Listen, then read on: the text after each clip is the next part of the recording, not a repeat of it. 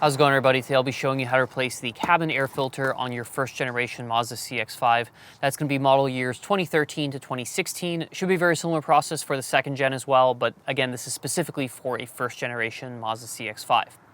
I'll put a link down below to this exact cabin air filter, but in order to do this job, it's very straightforward. We're gonna need to go inside the cabin and access the glove box in order to replace the old one with this nice new one. Okay, first thing we're gonna do is we're actually gonna get all of this stuff out of the glove box because it's probably gonna fall out. So we're just gonna take all this stuff out and put it somewhere safe. Okay, so now we have everything out of the glove box. So go ahead and open it up.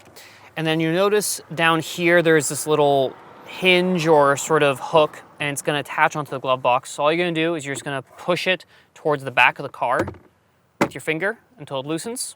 Okay, so that's loose now. Then over here, there's two pins. You can see one pin right here back behind the glove box that goes into the side, and there's another one on the other side of the glove box. All we're going to do is we're just going to pull in until they release, and then the glove box is going to drop down, and then you can just pull it out completely.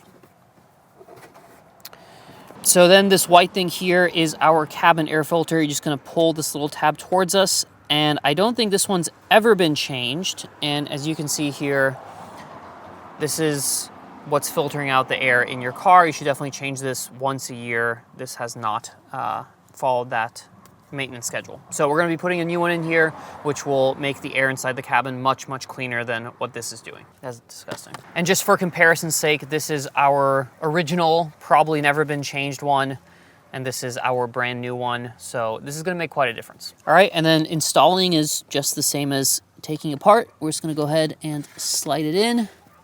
Make sure it seats properly, like so. Make sure the airflow arrow is pointing down, which is where the airflow goes. And we are done.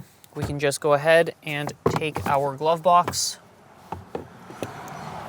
And first we're going to put the pins or the hinges back on. Then we will squeeze the sides to get those to fit. And then we just need to reattach that clip, and we are done.